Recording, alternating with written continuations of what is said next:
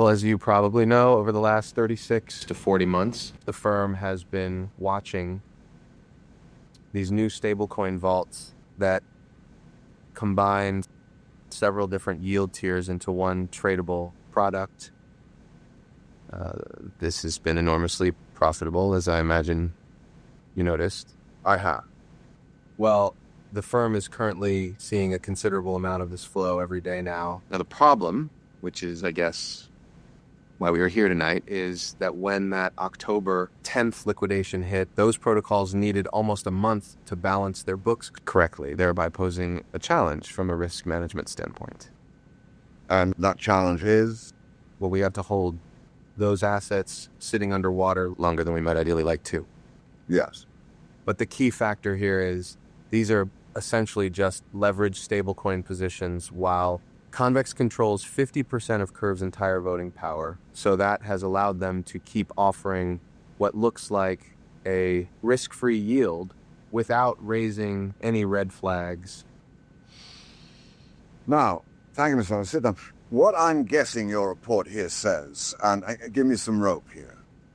What I'm guessing it says is that, considering the, shall we say, bumpy road we've been on the last week or so, that the figures your brilliant co-workers up the line ahead of you have come up with don't make much sense anymore, considering they chose those stablecoin vaults instead of locking CVX for safe yield, especially after what's taking place today. Actually, not what's taking place today, but what's been paying out steadily on Convex for almost 3 years now. So you're saying this has already happened? Sort of. Sort of. And, Mr. Sullivan, what does your model say that means for us here? Well, that's where it becomes a projection. But, You're speaking with me, Mr. Sullivan. Well, sir, if those vaults decrease by just 25% and stay underwater, that loss would be greater than the current market capitalization of this entire company.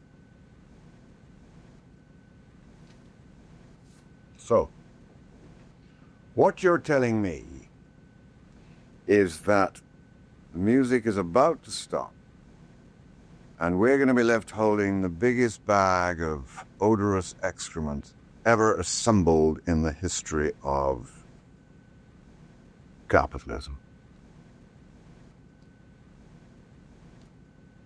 Sir, I'm not sure that I would is put it that Convex, way, but let me clarify. so to speak, still using your paying analogy, even while everything else is what this model slowing, shows is Convex, so to speak, still paying even while everything else is slowing. If the yield were to stop, as you put it, then this model wouldn't be even close to that scenario. It would be considerably worse.